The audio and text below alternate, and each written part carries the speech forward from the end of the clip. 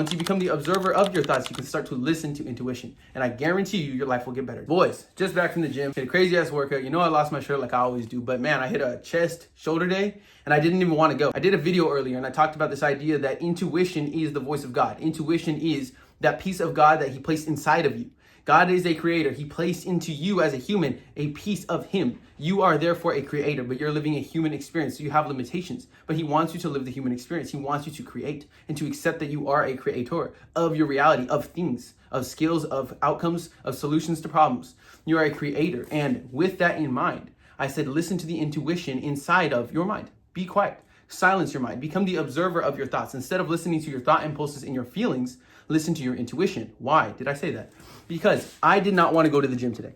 I got a crazy ass workout in, but I did not want to go today. So am I magically some unicorn, disciplined, superhuman? No, I listened to my intuition instead of my feelings. The voice of God instead of my feelings. Maybe you might say the devil, because in this scenario, the devil wants me to not go to the gym. He wants me to not do things my intuition says to do. But my intuition is always right. There are two paths when it comes to intuition in life. You either follow your intuition and you're thankful you did because it always works out, or you don't follow your intuition and you fail and you always regret not following your intuition. You say, I knew that person was bad. I knew that business was the wrong one to get into. I knew that business was the right one to get into. I didn't listen to myself and now I didn't win. Your intuition is always right. Your intuition is the voice of God, and you can only hear it if you start to become the observer of your thoughts, your emotions, instead of acting as if you are your thoughts and your emotions. Why I keep pushing away is because when you meditate, you get out of line with your thoughts. Right now, your thoughts and your emotions go through like this. And so you just kind of are them. You get taken on a ride every time you feel emotions. Every time you feel a thought impulse, you have to go do it. You have to say the word that just came through your mind. But you are not your thoughts, and meditation teaches 99% of people that.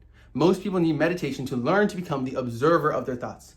You don't have to meditate like sitting with your eyes closed, legs crossed like this for hours. You don't have to do that. You need silence though.